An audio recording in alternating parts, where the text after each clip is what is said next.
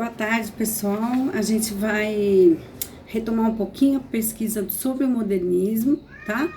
A gente vai falar nessa aula do modernismo no Brasil, primeira e segunda fases, tá? Eu vou usar o roteiro que foi solicitado para vocês para falar no geral, ok? A gente tem a primeira pergunta aí, o marco inicial do modernismo brasileiro, tá? Então, lembrando que a gente tem uma fase de pré-modernismo, que a gente já viu, então foi o começo do século, todas as mudanças ocorridas, essa fase de transição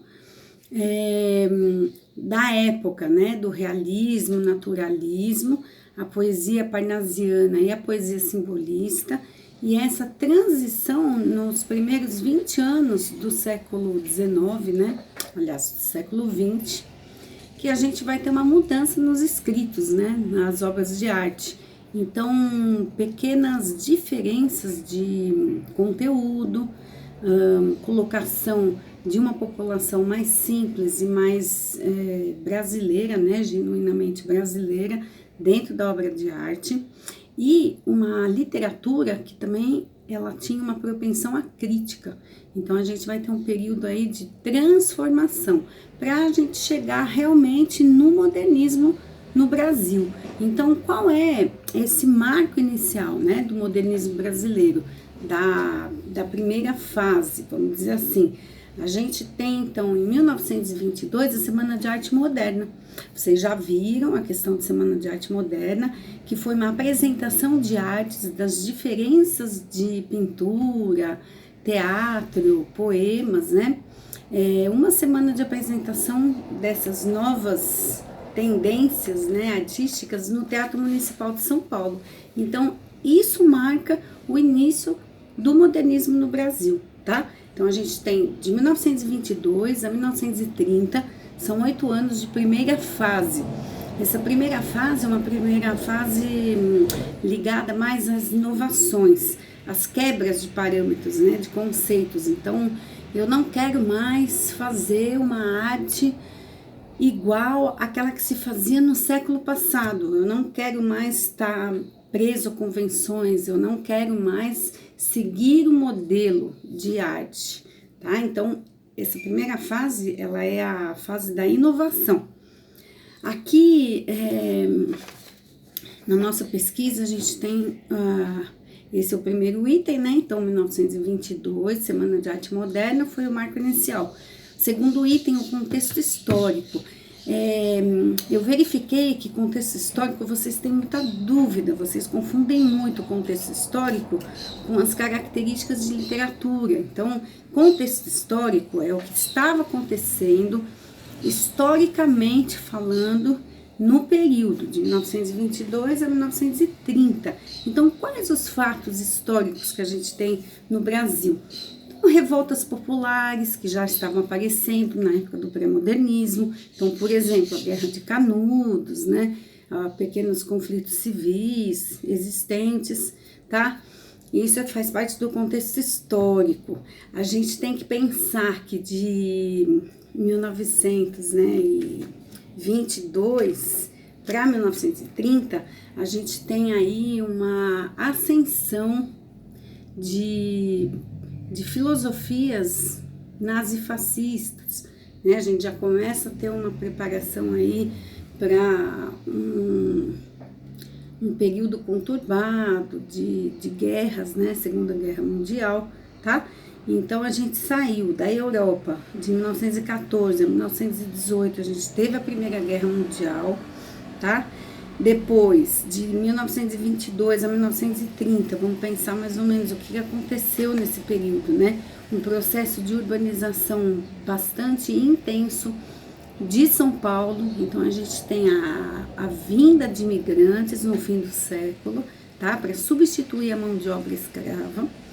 E, na verdade, isso vai transformar um pouco, né, a cara do Rio de Janeiro e também de São Paulo, porque quando eu tenho a vinda de imigrantes para cá, para substituição, né, da mão de obra escrava, a gente tem um afluxo muito grande de culturas e línguas diferentes, tá? E isso aconteceu principalmente em São Paulo. Rio de Janeiro também, no sul do Brasil também, né? A gente tem os imigrantes italianos, alemães, no sul, mas aqui em São Paulo mudou muito a cara, né, da cidade. São Paulo, o Rio de Janeiro, por ser a capital do Brasil, sempre foi mais urbanizada, mais evoluída, tá? Mas aí em São Paulo a gente tem esse fluxo de imigrantes, a gente tem uma indústria ligada à exportação de café, né? Então o café ele passa a ser um produto de exportação vendido a preço de ouro. Então a gente tem em Santos, a gente tem a Bolsa do Café em Santos, e toda a produção de café, exportação, ela traz muito dinheiro. Então a formação da sociedade, de uma oligarquia, né, rural, isso é história, né? Essa oligarquia que tem dinheiro, que vai acumulando bens e que vai também se ligando ao processo de industrialização é muito importante, né? A gente tem a ascensão aí do Partido Comunista do Brasil, a gente tem grandes avanços, né, tanto da indústria quanto dos sindicatos, né, dos trabalhadores. A gente tem uma população que vai se formando proletária, que era oprimida, né, que era uma população muito misturada também, né? Então a gente tem imigrantes, a gente tem trabalho assalariado, ex-escravos, né? Então essa formação social e logicamente a opressão e o acúmulo de riquezas, né? Junto aos donos das indústrias e aos grandes proprietários de terras causam conflitos sociais, tá? Então esse é o contexto histórico, né? Na época da primeira fase do modernismo. E a gente não pode esquecer, né, de 1929, com a quebra da Bolsa de Nova York, com a baixa do preço do café, houve uma recessão muito grande aqui em São Paulo e no Rio, tá? Então a gente tem esses conflitos, né, todos sociais que acabam se refletindo nas obras, né, de literatura, tá certo? Então essa primeira fase, e a primeira fase que foi então, fixando de 1922 a 1930, tá? A gente tem obras, características de obras e principais autores. Então quem são os principais artistas que despontam nessa primeira fase do Brasil, né, do modernismo do Brasil? Mário de Andrade, Oswald de Andrade e Manuel Bandeira. São os três escritores aí que aparecem mais, tá? A gente tem um tipo de literatura muito diferente, pequenos poemas de versos livres, que são os versos sem métrica, poemas de versos brancos, que são aqueles que não têm rima. Então eu tenho uma liberdade de criação muito grande, tá? Na obra de arte. Poesia. E a prosa era uma prosa muito diferente. Então, eu tenho o Macunaíma, que a gente estudou, que é o tipo de romance que é uma mistura de várias lendas, vários fatos ocorridos no Brasil, vamos dizer assim, né, que aparecem na obra de arte, que são fictícios, tá? Que são imaginários, são meio que fantásticos. Por quê? Porque o Mário de Andrade, ele faz um estudo extremamente intenso das lendas indígenas, né? E ele faz uma mistura, ele faz uma coxa de retalhos, ele vai juntando lendas e vai formando a narrativa dele. Então não é uma narrativa ligada à realidade, à verossimilhança, uma narrativa fantástica. E ela é o símbolo da formação do povo brasileiro. Então o Macunaíma é um tipo de narrativa, de romance, muito diferente para a época. E assim, os poemas, obviamente, né, poemas bem curtinhos, então obras que são muito diferentes do ponto de vista estrutural, da formação delas, tá? Então, essa é a primeira fase, uma fase de manifestos. Então, os artistas, eles escrevem um manifesto que seria o tipo de um manual, né, de instruções, de como que era o pensamento, em que eles se baseavam, quais as ideias que eles defendiam, tá?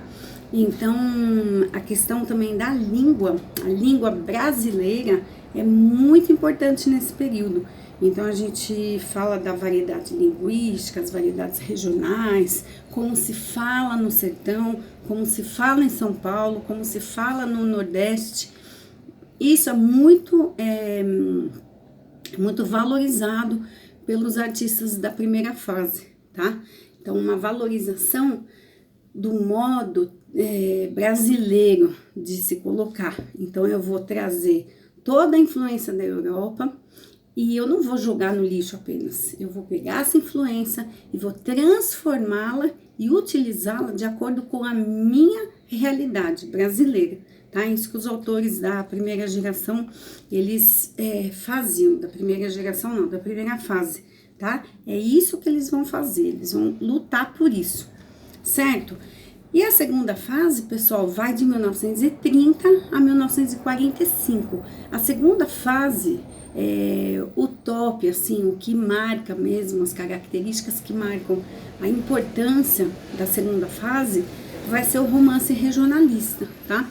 Então, as obras de prosa e não mais de poesia, a poesia continua, ela tem uma vasta produção, é uma produção poética muito reflexiva, muito crítica, muito psicológica, voltada aos sentimentos no sentido de análise das questões humanas, né, universais, então temas como amor, como a morte, reflexão da vida, mas de uma maneira mais universal. Ela vai se fazer presente. A poesia já não tem mais aquela da segunda fase, né? A poesia da segunda fase não tem mais aquele desejo de inovação. É uma poesia mais reflexiva, uma poesia que se volta para dentro do eu lírico, tá? Então tem características muito psicológicas. E ela vai continuar sendo produzida. E o grande, no caso, como que eu posso dizer? A grande estrela da segunda fase é o romance regional, tá? Então, é no romance regional que está toda a novidade da segunda fase do modernismo. Por quê? Porque os autores, eles se voltam para o Nordeste. Então, as questões da seca, da fome, da opressão, da falta de condições, né? Uma certa crítica também aos resquícios de um povo escravizado, a questão do negro, a questão indígena, né? Ela vai ser colocada, ela vai ser retomada, principalmente a questão do negro e a exploração dos coronéis do Nordeste, tá? Então, essa segunda fase, ela é mais, assim, dedicada a isso, ao Nordeste. Tem uma obra muito importante que se chama O Tempo e o Vento, que seria uma representante aí principal da prosa regionalista sulista, tá? Ou seja, do sul do Brasil, Rio Grande do Sul. A formação do Rio Grande do Sul, como que evoluiu e o tempo, né? O Tempo e o Vento, ele é uma progressão de várias décadas, uma família, a evolução no tempo mesmo na história, tá? Então, isso foi muito importante, o romance regionalista da segunda fase do modernismo. E os autores dessa época, então a gente tem o Vidas Secas, que é do Graciliano Ramos, o Jorge Amado, representando aí a Bahia, né? As questões de conflito no sul da Bahia, Ilhéus, ligada à produção de cacau, que foi muito importante na Bahia, uma forma de dominação e exploração e acúmulo de riqueza muito grande dos coronéis, né? Toda essa questão do Nordeste e ligada mesmo à politicagem, né? Política dos coronéis e tudo, e dos sofrimentos infinitos do povo. Quando você pega um texto como Vidas Secas, Menino de Engenho, são textos que refletem uma realidade que ainda a gente pode dizer, foi hoje, né? Isso acontece ainda hoje, então são muito atuais pelo conteúdo, né? E pela essência, o que eu tenho ali dentro de humano, o que eu tenho de reflexão, né? De críticas sociais que o autor faz, tá? Então, essas são as características aí gerais dessas obras, da segunda fase. E os autores, o Graciliano Ramos, Jorge Amado, José Lins do Rego, a Raquel de Queiroz, que foi a primeira mulher, né, que participou da Academia Brasileira de Letras, então isso é muito importante, né, um fato histórico aí de uma escritora bem importante. Então, inúmeros autores que estão ligados a essa perspectiva regionalista, voltada ao Nordeste principalmente. Tá certo, gente? Manuel Bandeira continua escrevendo poesias na segunda fase. Eu tenho Carlos Drummond de Andrade, eu tenho a Clarice Lispector, a Cecília Meirelles, pessoas então que vão começando a despontar e fazer uma poesia mais voltada a questões psicológicas, tá? Análise de sentimentos, uma poesia mais introspectiva, tá? Uma poesia mais voltada aos sentimentos, não como o romantismo, mas sentimentos psíquicos, né? Análise psicológica, reflexões sobre quem é o homem, qual é o lugar que eu ocupo nesse mundo, certo? Isso então tudo de 1922 a 1930.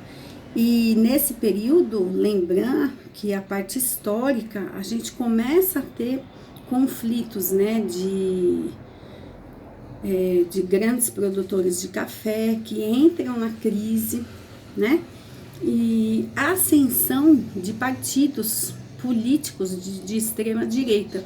Então, na Europa, eu vou começar a ter um movimento, né, de formação de partidos nazifascistas, grandes ditaduras, e aqui no Brasil também. Então, eu vou ter Getúlio Vargas, né, ditadura do Estado Novo, eu vou ter a questão dos integralistas, né, que começam lá na primeira fase e vão tomando força.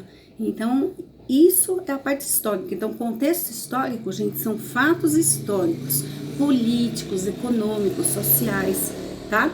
E características literárias ou contexto literário é tudo que está voltado à questão da arte, de como que eu produzo um texto, quais são as características da poesia, quais são as características da prosa, tá? Então, que fique bem claro para vocês, contexto histórico é uma coisa, contexto literário seria outra, completamente diferente, tá bom?